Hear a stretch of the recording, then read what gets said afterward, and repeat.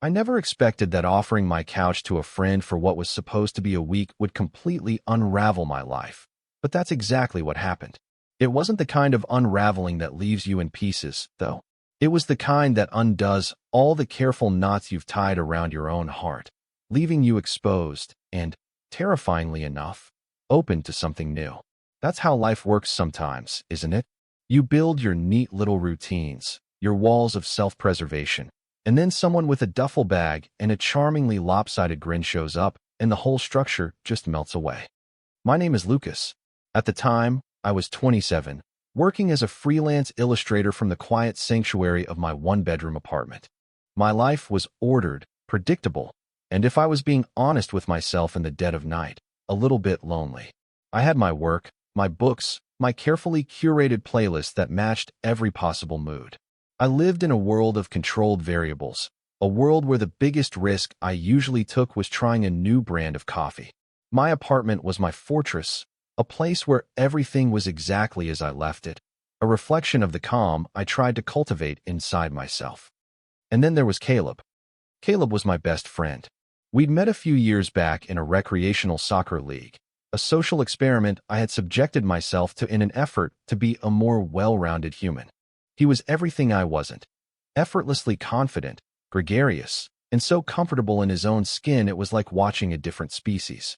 He was the guy everyone gravitated towards at parties, the one who could strike up a conversation with anyone and leave them smiling.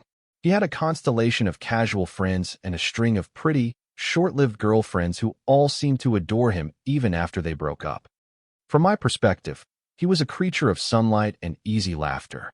I was a creature of lamplight and quiet observation. He was, to put it plainly, impossibly, achingly straight. And I, just as plainly, was not. My crush on him was a low, constant hum beneath the surface of our friendship, a secret I guarded like a state secret. It was a manageable sort of ache, the kind you get used to, like a trick knee that only acts up when it rains. I was an expert at navigating our interactions, at interpreting his casual touches and friendly compliments through a filter that stripped them of any deeper meaning. It was an act of self-preservation. I valued his friendship too much to risk it for a hope that felt foolish and impossible. So, we existed in this easy, platonic rhythm. We'd grab beers, watch games, talk about everything and nothing. I was his quiet, steady friend, the one he came to for level-headed advice. And I was content with that role. Or at least, I had convinced myself I was. I had my neat little box for my feelings about Caleb, and I kept the lid shut tight. The inciting incident, the catalyst for everything that followed, came in the form of a frantic phone call on a Tuesday night. I was sketching at my desk, lost in the cross-hatching of a forest scene, when my phone buzzed, displaying his name. I answered with a smile on my voice. "Hey, what's up?" "Lucas. Man, you are not going to believe this." His voice was tight with a kind of frantic energy I'd never heard from him before. "My apartment is trying to become a swimming pool. A pipe burst in the wall above my unit, and there is water literally raining from my ceiling." I could hear commotion in the background, shouting, the sound of rushing water. "Are you serious? Is your stuff okay?" "Some of it. I don't know. The landlord is here. They're shutting off the water to the whole building. They said it's going to be at least a week, maybe longer, before my place is habitable again. They have to tear out the ceiling." He let out a long, frustrated sigh. "I have no idea where I'm going to go." And without a single moment of hesitation, the words were out of my mouth before my brain could raise a single objection or wave a single red flag. "Stay here. You can take my couch." It was an automatic response, the thing any good friend would say. The part of my brain responsible for self-preservation was screaming in silent protest, but I ignored it. There was a pause, then a wave of pure relief in his voice. "Are you sure? I don't want to impose, man. I can find a cheap hotel or something." "Don't be an idiot," I said, my voice softer than I intended. "It's just a couch. It's no problem at all. Just get your stuff and come over." "Lucas, thank you. Seriously, you're a lifesaver." I hung up the phone and stared at my tranquil, orderly apartment. My sanctuary. A wave of panic and exhilaration washed over me in equal measure. Caleb was coming to stay. In my space. For a week. The lid on that carefully guarded box of feelings didn't just creak open. It felt like it had been blown clean off its hinges. My quiet world was about to get very, very loud. An hour later, he arrived. He looked like a handsome refugee, his hair damp, his face smudged with a bit of dust, carrying a massive duffel bag and a backpack stuffed to the gills. He dropped them by the door with a thud that seemed to echo in the quiet of my apartment. He looked around, his eyes wide. "Wow," he said, running a hand through his messy hair. "It's so common here." I managed a small laugh. "That's one word for it. Let me get you some blankets for the couch." As I pulled clean sheets and a heavy quilt from the linen closet, the reality of the situation began to sink in. This wasn't grabbing a beer for 2 hours. This was sharing a bathroom. This was him sleeping 20 feet from my bedroom door. This was navigating a level of domestic intimacy I was wildly unprepared for. He was a physical disruption in my meticulously ordered space, and my heart was already pounding a nervous, unsteady rhythm. That first night was a study in hyper-awareness. After I'd set up the couch for him, we just kind of stood there awkwardly in the middle of my living room. The air felt thick with unspoken things, with the strangeness of our new arrangement. He was trying to be small, to take up less space, which was so unlike the usual, expansive Caleb I knew. "Look, man, again, thank you," he said, his voice low. "This is a huge help." "It's nothing," I said, which was the biggest lie I'd told all year. "Really, get some sleep. Let me know if you need anything." I retreated to my bedroom and closed the door, leaning against it for a moment. I could hear him moving around, the soft rustle of sheets, the sigh as he finally settled onto the couch. Every tiny sound was amplified. I felt his presence like a magnetic field, pulling all my attention. Sleep, I knew, was going to be a long time coming. My fortress had been breached, and the invader was sleeping on my couch. I just didn't know yet that he was laying siege to my heart. The first few days of our cohabitation fell into an unexpected, almost comfortable rhythm. I had braced myself for chaos, for wet towels on the floor and dirty dishes in the sink, but Caleb was surprisingly, almost painstakingly, considerate.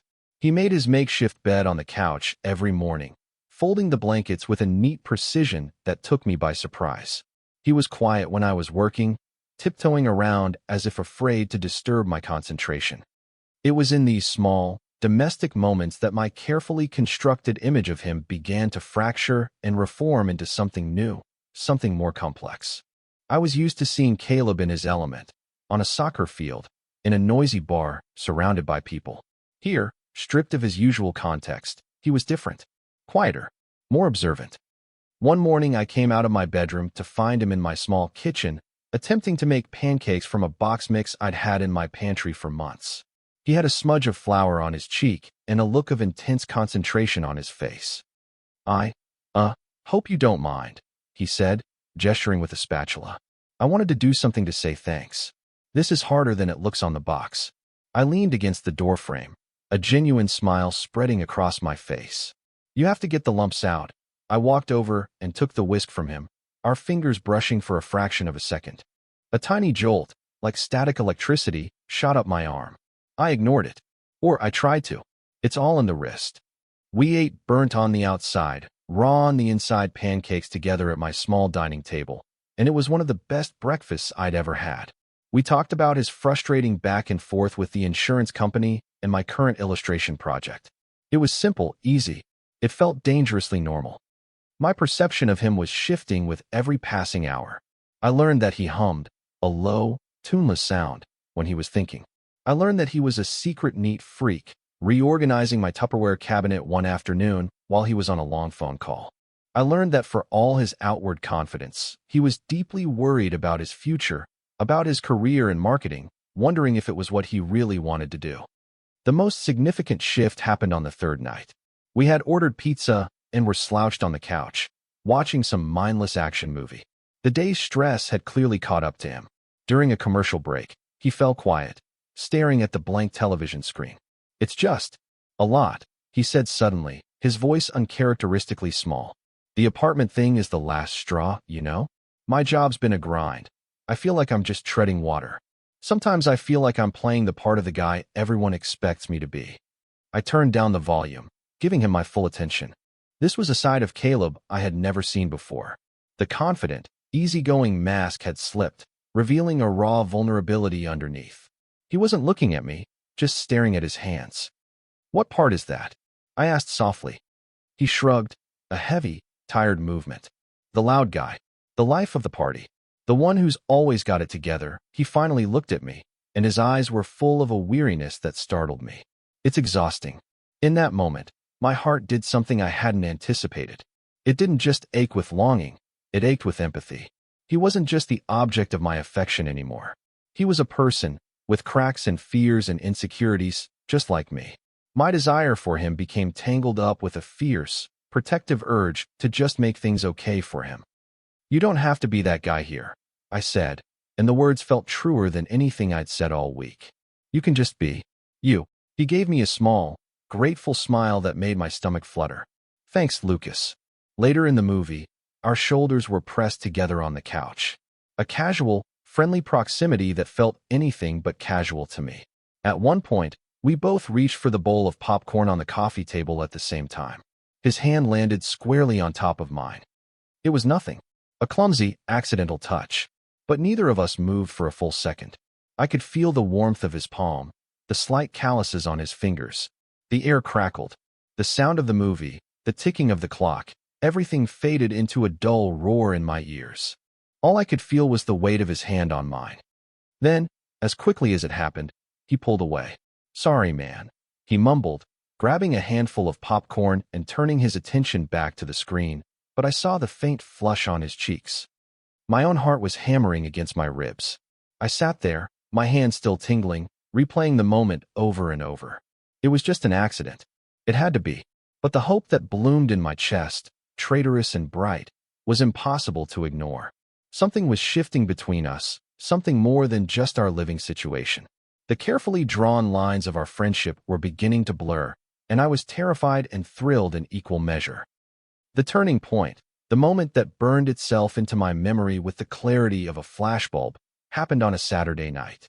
Caleb's apartment was still a disaster zone, and he had officially been my roommate for 5 days. Some mutual friends had invited us out for drinks, a welcome escape from the confines of the apartment. I was already dressed, just waiting in the living room, scrolling idly through my phone. Caleb had just gotten out of the shower. He walked out of the bathroom with a towel slung low around his hips, another towel scrubbing at his wet hair. It was a vision of casual domesticity that sent a jolt straight through my system. I tried to look away, to focus on my phone screen, but it was like trying not to look at the sun. "Hey, do you mind if I borrow some of your fancy, smell-good stuff?" he asked, nodding towards my bathroom counter where a single bottle of cologne Saturday. I blinked, surprised. It was a sandalwood and bergamot scent, something I'd splurged on once. It was my scent. Yeah, sure. Go for it." My heart started a low, anxious thrumming. Why would he want to wear my cologne? He had his own deodorant, his own body wash. It felt strangely intimate. I watched as he walked back into the bathroom. A moment later, the familiar, warm, woody scent drifted into the living room, now mingled with the clean smell of his soap. It was disorienting, hearing my own scent announce his presence. He came back out, now wearing jeans and pulling a clean t-shirt over his head. The towel was gone. The scent was stronger now that he was closer. He ran a hand through his still damp hair, trying to style it. "So weird," he said, mostly to himself. He took a step closer to me, and my breath hitched in my throat. "It smells different in the air than it does in the bottle. Yet, it mixes with your own chemistry, I guess." I stammered, my eyes glued to the collar of his shirt. I couldn't look at his face. He was standing too close. The space between us was charged, humming with a strange new energy. And then he said the words that made the world tilt on its axis. "Hang on. Let me check." Before I could ask what he meant, before I could even process the question, he leaned in. My brain screamed at me to move, to pull back, to laugh it off, but my body was frozen, paralyzed by a mixture of shock and a terrifying, desperate hope. He closed the small gap between us. He didn't kiss me. It was something far more intimate, far more confusing. He tilted his head and gently, deliberately, pressed his nose against the side of my neck, right on my pulse point. His breath was warm against my skin. I could feel the damp ends of his hair brushing against my jaw. I squeezed my eyes shut. Time seemed to slow down, to stretch into an infinite, agonizing moment. My entire universe shrank to that single point of contact. I could smell the soap on his skin, the faint scent of my shampoo from his hair, and underneath it all, the warm, vibrant scent of him, all of it tangled up with my own cologne. It was the most overwhelming sensory experience of my life. My heart was no longer beating. It was detonating in my chest, over and over again. He stayed there for what felt like an eternity, but was probably only 2 or 3 seconds. I could feel him inhale, a slow, soft breath. And then he pulled back. He straightened up, his expression unreadable. For a split second, I saw something in his eyes. Confusion, maybe? Fear? Something vulnerable. But it was gone as quickly as it appeared, replaced by a mask of casual nonchalance that was so jarring it gave me emotional whiplash. Huh, he said, his voice perfectly even. Yeah, it smells pretty much the same. Cool. And with that, he turned, grabbed his wallet and keys from the counter, and headed for the door. You ready to go? I stood there, rooted to the spot, my skin tingling where his face had been. My mind was a blank slate, wiped clean by the sheer audacity and intimacy of what had just happened. I couldn't form a sentence. I just nodded numbly, my body moving on autopilot as I followed him out the door. The air outside was cool, but my neck was on fire. The night was just beginning, and my carefully constructed world had been shattered into a million glittering, terrifying pieces. The aftermath of the cologne incident was a silent, suffocating tension. The air in my apartment, once a space of quiet comfort, now felt thick and heavy, charged with unspoken questions. Going out for drinks with our friends became an exercise in torture. I was acutely aware of Caleb, of every move he made, every word he said. I tried to act normal, to laugh at jokes and participate in conversations, but my mind was stuck in a loop, replaying those few seconds over and over again. He pressed his nose to my neck. He inhaled. He said it was cool. What did it mean? Was it a joke? A bizarrely intimate, poorly executed prank? That seemed so out of character for him. Caleb was a teaser, but he was never cruel. Was it a complete and total misfire of social cues, a thoughtless act by a straight guy who had no idea how it would land with his gay friend? This felt more plausible, but it didn't quite fit with the flicker of vulnerability I thought I'd seen in his eyes right after. Or, and this was the thought that both thrilled and terrified me, was it intentional? Was it a test? A clumsy, misguided attempt to bridge the gap between us, to see how I would react? This possibility sent a dizzying wave of hope and fear through me. If it was intentional, what did he want me to do? If I had leaned in, if I had turned my head, would he have kissed me? Or would he have recoiled in panic, leaving me utterly humiliated? Caleb, for his part, was acting strangely, too. He was quieter than usual, nursing his beer and offering only short answers to questions. He seemed to be avoiding my gaze. Once, across the noisy bar, our eyes met for a fleeting second. The connection was electric, and we both looked away instantly, as if we'd touched a live wire. The shared knowledge of what had happened in my living room hung between us like a curtain. The walk home was excruciatingly quiet. We walked side by side, the few inches of space between us feeling like a vast, empty canyon. The silence was so loud it was practically screaming. I wanted to say something, anything, to break the tension, but my throat was tight. What could I possibly say? Hey, so, about that thing where you used my neck as a cologne tester, it sounded insane. The next day, a Sunday, was even worse. We orbited each other in the small apartment like two planets thrown out of their gravitational alignment. I spent most of the day in my room with the door closed, pretending to be engrossed in work, but really I was just staring at a blank screen, my mind racing. Every time I heard him move in the living room, the creak of the floorboards, the click of the remote, my stomach twisted itself into a tighter knot. I replayed the scene from every angle. His warm breath on my skin, the scent of him, the shocking, gentle pressure. My analysis was relentless. It was an invasion of personal space, an act of profound intimacy, disguised as a casual observation. A straight man doesn't do that. Friends don't do that. But Caleb had. My internal conflict was a raging battle. Hope, that treacherous, beautiful thing, would surge forward, whispering that this was it. This was the sign I had been subconsciously waiting for. It would paint a future where this awkwardness resolved into a kiss, into a confession, into a beginning. But then fear, my old, familiar companion, would shove hope aside. It would tell me I was reading everything wrong, that I was projecting my own desires onto a meaningless gesture. It warned me that if I said anything, if I pushed, I would not only face rejection, but would also shatter the most important friendship I had. The risk felt monumental. The silence, however painful, felt safer than the truth. By Sunday evening, I couldn't take it anymore. I felt like I was going to explode.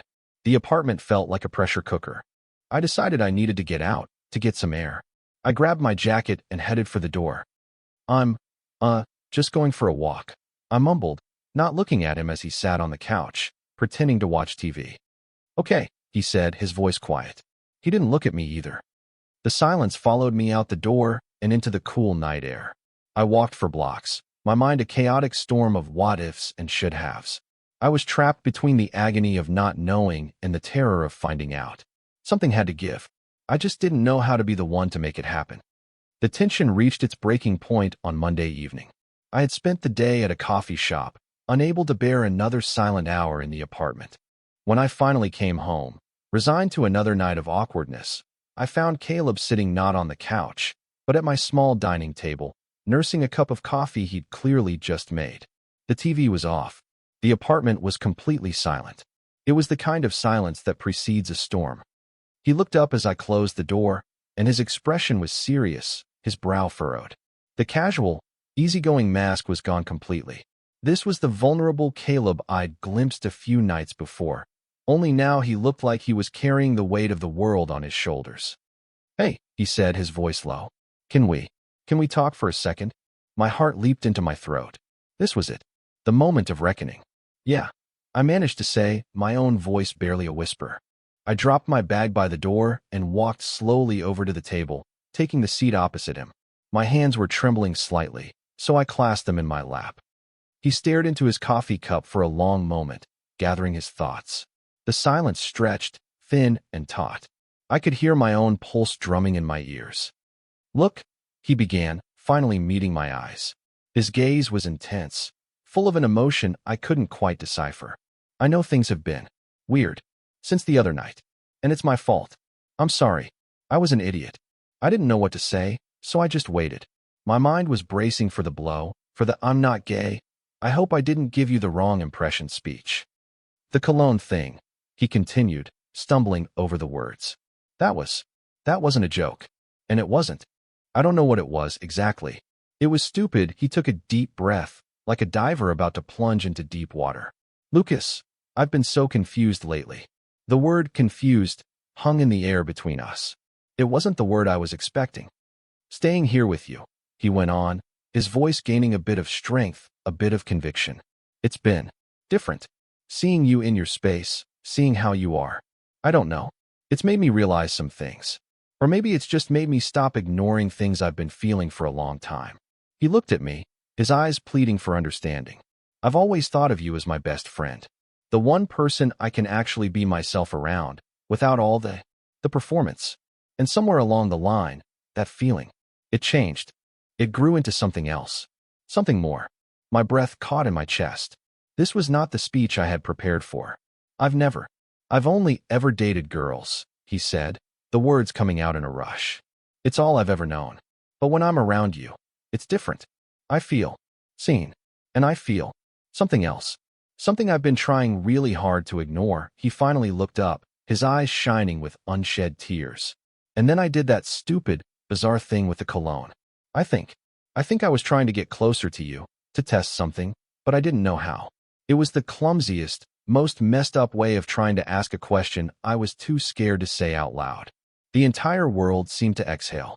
The tension that had been coiling in my chest for days finally, blessedly, released. He wasn't pushing me away. He was pulling me in. A slow, shaky smile spread across my face. Relief washed over me, so potent it almost made me dizzy. What question? I asked, my voice soft. Caleb gave a wet, humorless laugh. I don't even know. Do you feel this too, maybe? Or, am I going crazy? He shook his head, looking down at his hands. I've had a crush on you for months, Lucas. And it's been scaring the hell out of me. Months. The word echoed in my mind. All this time, I had been nurturing my secret, one-sided ache, while he had been doing the exact same thing. All the careful boundaries, all the self-preservation, it had all been for nothing. Or maybe it had been for everything. Months. I repeated, a laugh bubbling up from my chest, a sound of pure, unadulterated joy. Caleb, I've been in love with you for years. His head snapped up, his eyes wide with shock and disbelief, followed by a dawning, brilliant relief that mirrored my own. Years? You're kidding me. No, I said, shaking my head. Not kidding. We just stared at each other for a moment, the two of us, a pair of idiots finally letting ourselves see the truth that had been right in front of us the whole time.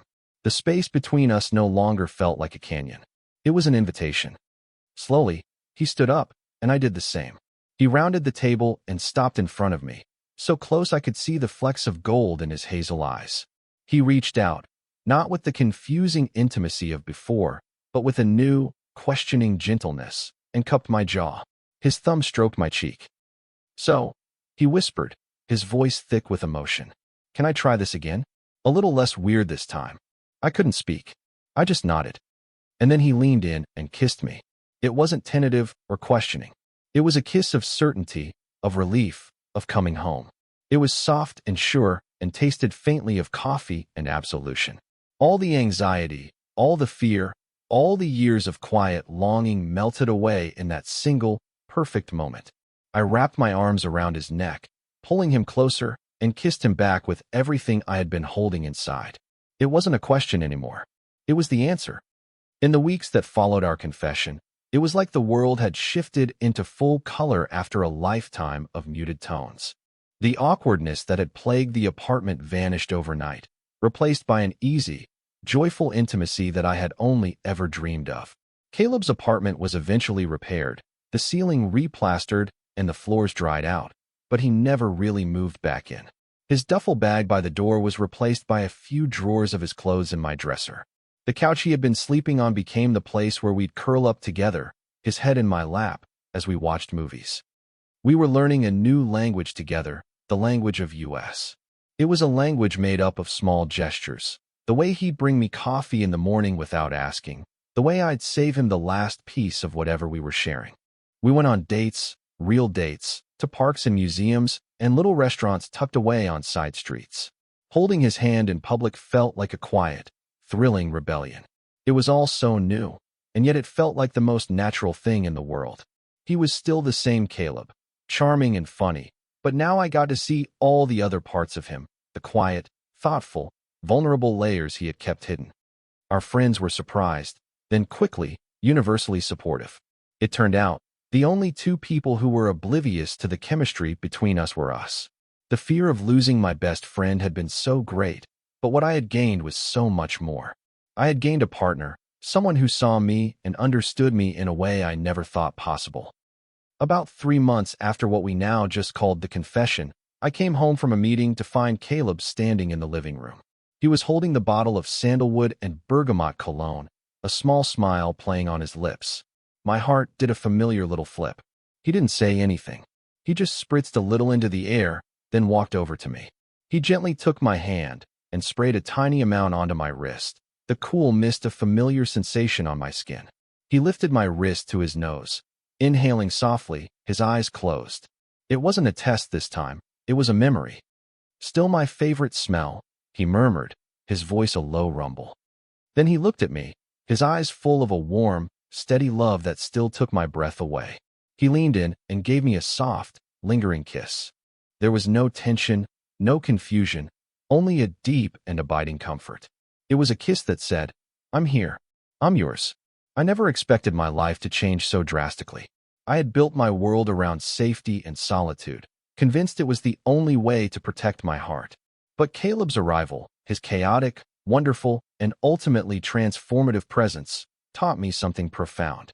It taught me that the greatest risks are often the ones that lead to the greatest joys. Sometimes, the most terrifying thing, closing the distance, speaking the truth, making yourself vulnerable, is the very thing that will set you free. The scent I once associated with a quiet, secret longing, I now associated with coming home. And I had never been happier.